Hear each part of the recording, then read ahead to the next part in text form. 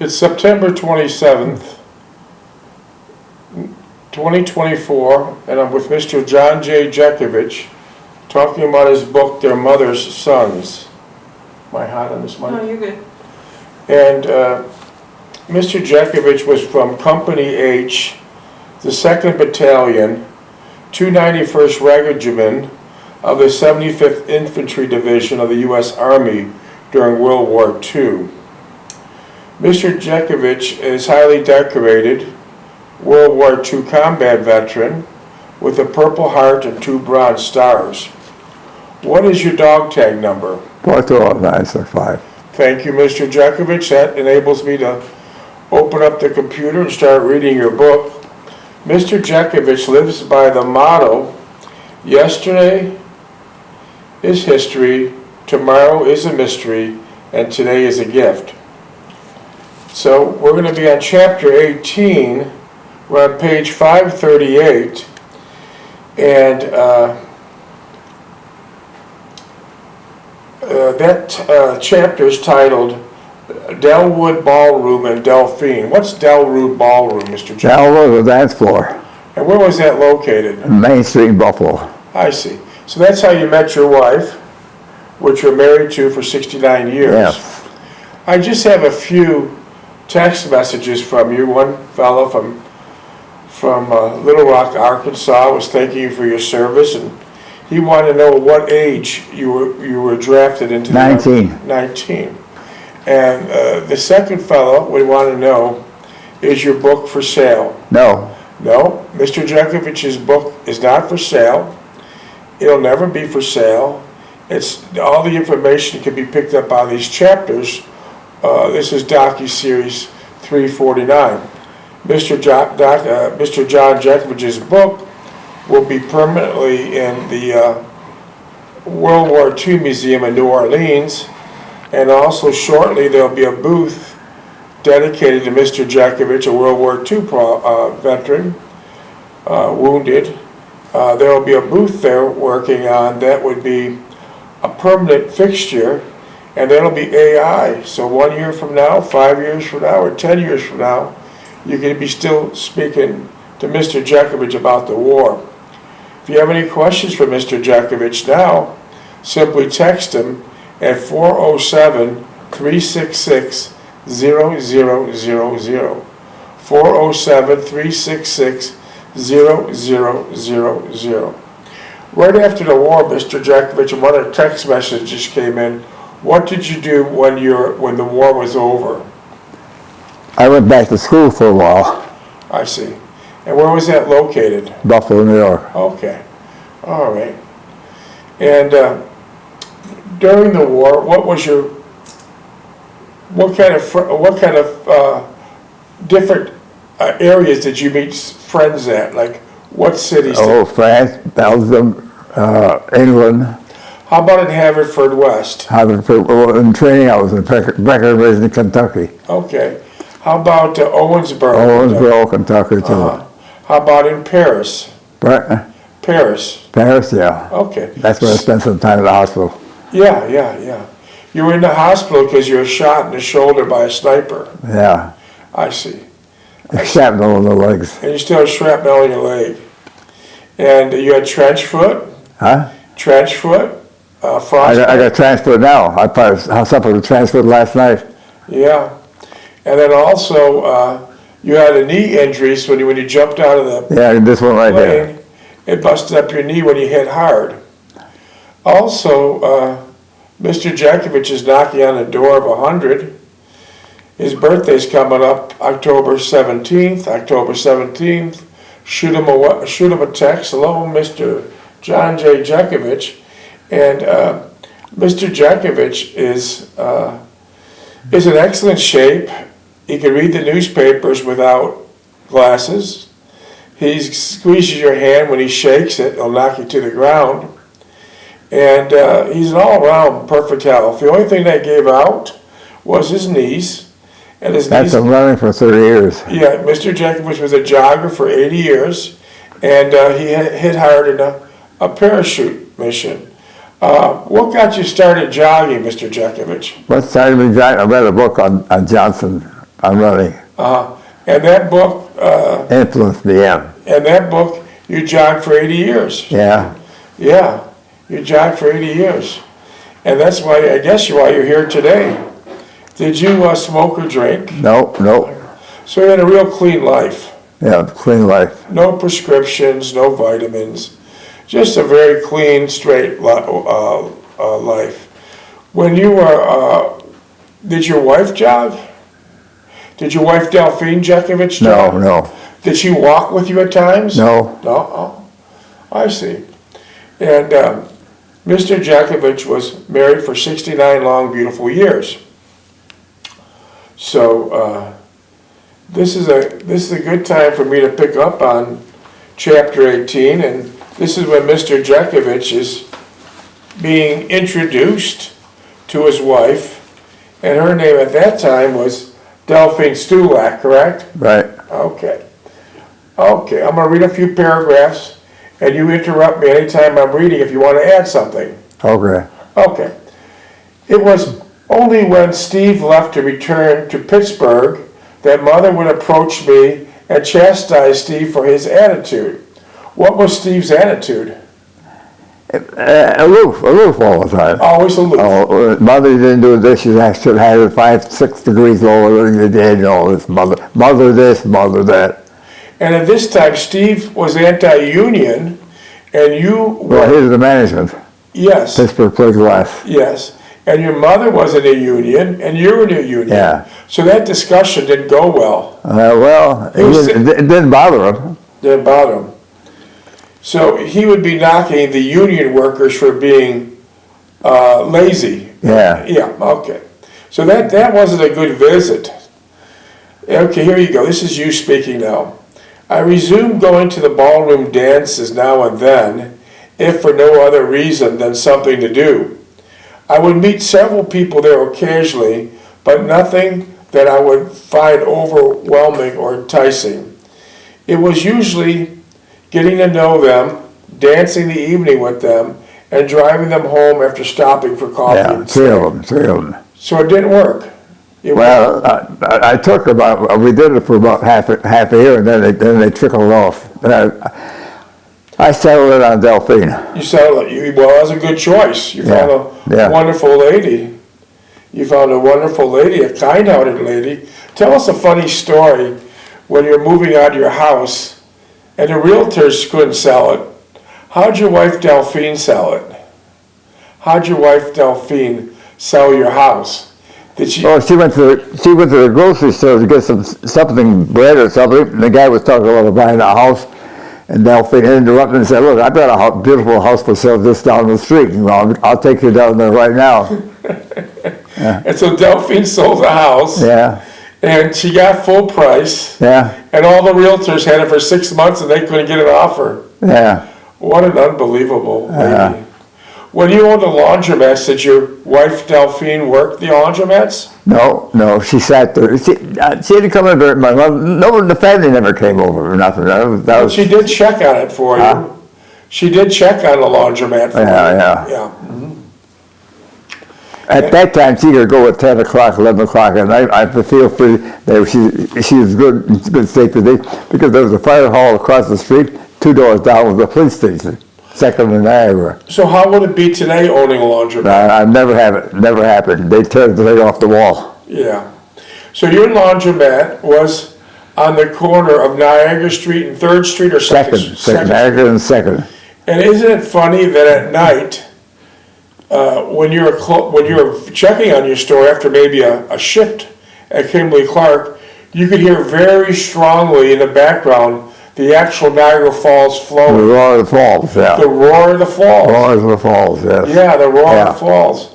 And then when you drive home about 2 or 3 in the morning, back to 3063 Orleans Avenue, didn't you hear in the still of the night the falls even at home? Oh yeah, because I was alerted to it, yeah. Yeah, that's amazing. So all your customers, it's so important, speaking of people back then, they were great people. All your customers respected your machines. They respected the laundry location, and they respected you. They were all good customers. And they were people, and the economic level wasn't great, but they were real kind, generous, and during hard. Yeah, they didn't manipulate anything, they didn't destroy anything or nothing. You summed it up. They're kind and generous, and they weren't looking for a handout. Yeah. Nice people.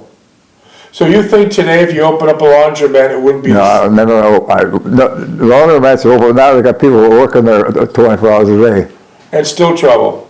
Well, yeah, there's trouble. Yeah, there's more now than there was a year ago. Yeah, These crazy kids are all nuts worse than they are 10 years ago. Yeah. How about when you were working the laundromat? Didn't an artist come in and said, "I'll trade you for a washer and dryer"? And he sketched you a beautiful picture? Yeah, he said, I can't afford a washer and dryer, but I need to clean clothes. I said, sit down, I'll do it for you. He said, since you're so generous, I'll draw a picture of your laundromat. And how did that come out? That was good. I still got the picture somewhere at home. I know where it is. It's a beautiful sketch. Yeah. I got it in my phone. He did great work.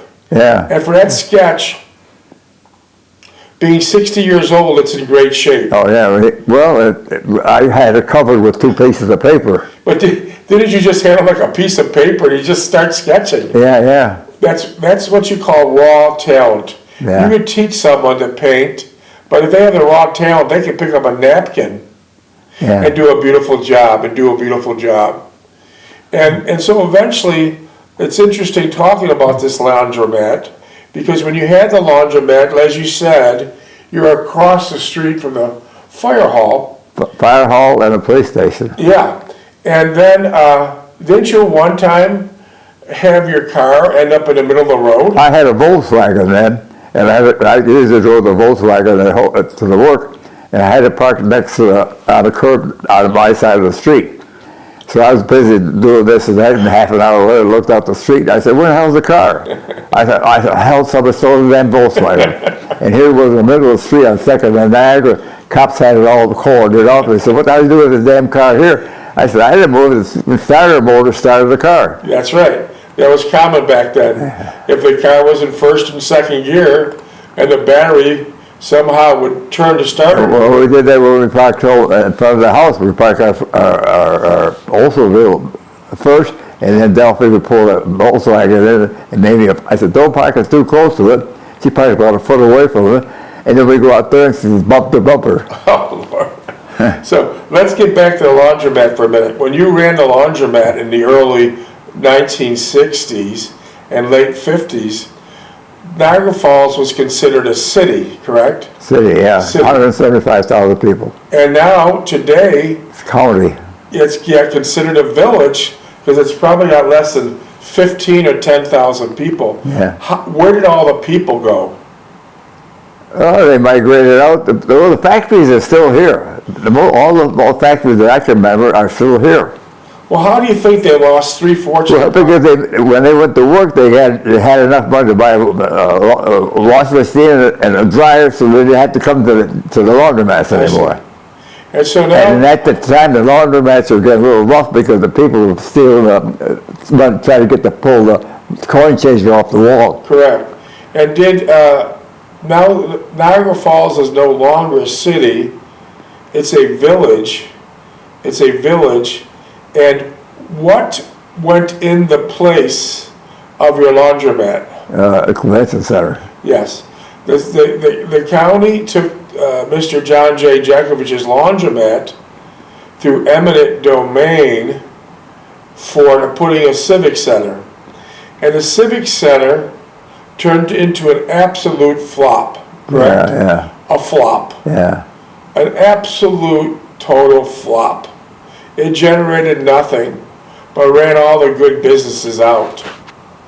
And couldn't you basically throw a stone from your front sidewalk of the laundromat and hit Canada? You were so close. No, you couldn't do that. No. But you were close to Canada. But throw on a second? Yeah, you were close to Canada, though. Yeah, I was close. Yeah, but it was maybe 3/4 of a mile. Okay. Yeah. But the point of it is, I had to cross the street on Second, and then go across the park, and then hit the falls. Yeah, So you're close to Canada. Oh, And did you shop many times in Canada?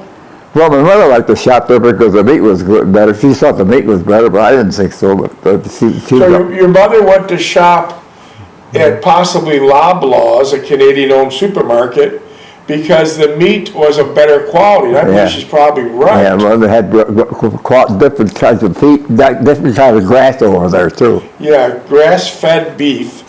And I think there's beautiful wineries in Niagara on the Lake, Canada. And I think they have many, many farms with unbelievable quality grass. Oh, yeah. And so maybe this is where this grass-fed beef came in, which a better tasting beef and maybe healthier.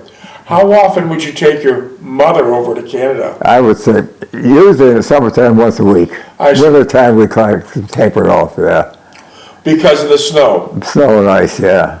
I see. When you're coming across customs from Canada, did you have to pay a duty there? Have to pay $100 a quarter to get across the bridge. Yeah, you had to pay a tax there, Yeah, correct? yeah. And did there any times that you got overtaxed? Were you surprised when your mother came across one time? And they had the officer, immigration officer, said, "What do you got?" I asked me what I had. I had nothing to declare. I said, "Now what do you have, man?" I said, "I had nothing but my teeth. I just got my false teeth." Let me step in the office, please. So your beautiful mother, Anna Targus Jeckovich, was very proud of her new white pearly dentures. Where did Jennifer go? She's getting another book. She'll be right back. She's your beautiful mother, Ann Targus Jeckovich, was very proud of her new white pearly dentures, correct? Yeah. And she just exclaimed when the customs agent said, Yeah. What do you got to claim? She said, just my teeth. Yes, my beautiful teeth. Then what happened then? And they said, "Will you come in this office, please, ma'am?" And then what happened then? Well, they fined her $125. Oh, no. He Oh, said, no. "I'm giving you the minimum because I have to do it. It's the law." Oh, no. That was the American customs, right? No, the American, Canadian. Canadian It's coming out of Canada, I yeah. understand. Wow. But getting back to your Volkswagens for a minute, because that body style Volkswagen Beetle in the late 50s and early 60s was especially stylish. Especially the mid-age 1950s, they had a dual rear window, which is a very attractive and collectible Volkswagen. How did you have a good heating system in your Volkswagen? The what? During the cold winters in New York, did you have a good heating system in your? No, and the heating system was determined by how fast you're going. The speed of the car pushed the heating system. There was no heater on the front. No. Did your mother complain? Well, when I took her the hottest month, like a day after Oh, Friday. you took her the best, hottest. Yeah. I didn't take her in the afternoon. I took her mid-morning where the sun was out there now. Weren't those very reliable cars, though? Huh? Weren't they so? Oh, yeah. Weren't they so? I could do most of the work on it on myself. That's right. See, cars back then were mechanical, which means the average person could work on a car. And now those cars back in the 50s, 60s, and most of the 70s, they're all mechanical, which means 10 years from now, 30 years from now, 50 years from now, those mechanical cars could still be repaired with a man's hand because they're put together in a mechanical fashion. But the cars you have today are nothing but computers on wheels. Yeah. You can't fix that car yourself today. You won't be able to fix that car in 5 years. No. And in 10 years, you might be able to throw it out because there's 100 computers. And if you don't have the right equipment and the knowledge to work on those cars, it'll never happen. Yeah. There'll be disposable cars. But you can give me a 1940 car, 50s, 60s, and early 70s. They're manageable, yeah. And it's all mechanical. And anyone that doesn't even have the greatest knowledge of being a mechanic could get them running and work on it. But today the cars are so complicated, Well, you need 15 textbooks now. it'll never And happen. you had good equipment too for Yeah, testing it'll never equipment. happen. Yeah. Do you remember using the old-fashioned timing light? I had a timing light, Do you yeah. remember using it? I use it because then I wasn't going as fast as these cars are going now. The belt wasn't moving that fast. Oh, no. But that would set your timing so the car didn't stall at the light. Yeah. Or it would just drive down the road smoothly. Yeah. Did you do your oil minutes? 9. Did you do the oil changes yourself? Yes. Oh, wow. Change the spark plugs. How often did you change the spark plugs? Probably 6 months. Oh, yeah. Now the spark plugs are for life. Did you ever change your transmission fluid? No. Yeah, like today though, the new cars, you can't even, you check your transmission fluid. No, you gotta have special equipment. Yeah, but today's car, right. You Yeah. have this special equipment, but back in the 60s and 70s and part of the 80s, you could pull out the long transmission stick Yeah. and check it. Was your truck an automatic or a manual? It was a manual. Manual. Did your wife have a driver's She license? drove, and I took her to the golf course on Hyde Park to learn how to drive, and she drove, but she shifted the gears all the time. I took my transmission to the beanie. But she drove after that. She drove to Pittsburgh, Pennsylvania a couple of times No, in the too. what, the Volkswagen? And the Volkswagen, but my sister got sick, Yeah. and she had a Volkswagen. So I said, Delphi, you're gonna have to drive this Volkswagen. Unbelievable. So when you married Delphine Stulak, she did not have a driver's license. She didn't drive, no. I see. And your mother and father never had a driver's license. No. Tell us what kind of car your father had, because I love those Packard, cars. a Packard. He had a Packard in the garage for years. Packards are American-made car, and that and the Pierce Arrow were made right in New York State and Indiana. And those cars are unbelievable. They're bulletproof. Yeah. You could have a Packard sit out in the field for 3 years or 4 years or 10 years, put some gas in it, put a heavy-duty 6-volt battery on it, you can start the thing. Yeah. Those are unbelievable cars of Packards and Pierce Yeah, Arrow. low friction engine. Yeah, and most of them were straight 8. Yeah, straight there's no 8 motors. smoking around with it, no.